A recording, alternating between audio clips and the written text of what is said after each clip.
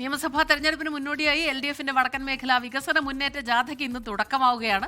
കാസർഗോഡ് കുമ്പളയിൽ മുഖ്യമന്ത്രി പിണറായി വിജയൻ ജാഥ ഉദ്ഘാടനം ചെയ്യും.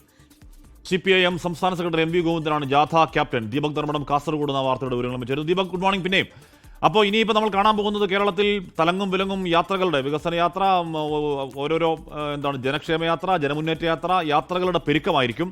ഇന്ന് ഉദ്ഘാടനം ചെയ്യാൻ പോകുന്ന ജാഥയിൽ ചില പ്രഖ്യാപനങ്ങളൊക്കെ ഉണ്ടാവും അല്ലേ Deepak? Hashmi, Smitha, good morning again. തെരഞ്ഞെടുപ്പ് ചൂട് അതിലേക്ക് നീങ്ങുന്നു കേരളം എന്ന് വേണം നമുക്ക് പറയാൻ.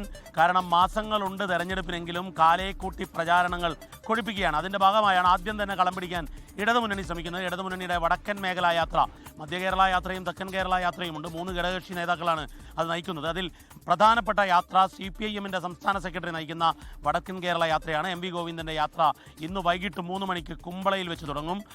സാധാരണ ആശ്മി യോജിച്ചതുപോലെ തെരഞ്ഞെടുപ്പാവുന്ന സമയത്ത് നിരവധി യാത്രകൾ ഈ വടക്കൻ കേരളത്തിൽ കാണാറുണ്ട്. അത് മഞ്ചേശ്വരത്ത് നിന്ന് കുമ്പളയിൽ നിന്നുമൊക്കെ തുടങ്ങുക പതിവാണ്.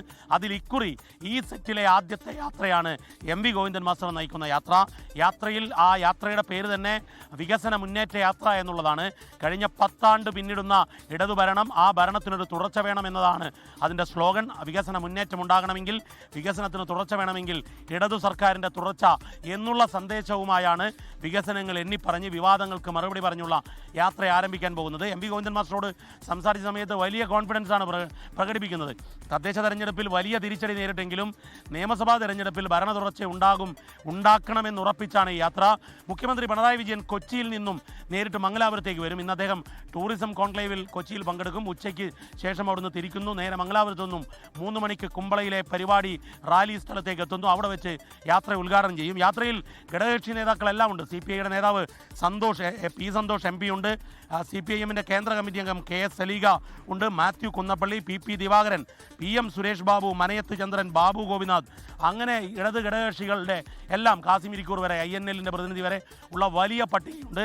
ഇവരെല്ലാം ഒരുമിച്ച് യാത്ര നടത്തും. ഓരോ പ്രദേശത്തും മണ്ഡല അടിസ്ഥാനത്തിൽ സ്വീകരണം. ആ സ്വീകരണത്തിൽ ശബരിമല ഉൾപ്പെടെയുള്ള വിവാദങ്ങൾക്ക് മറുപടി പറയണം. ഒപ്പം വികസനത്തിൻ്റെ നേർസാക്ഷ്യങ്ങൾ മുന്നോട്ട് വയ്ക്കണം.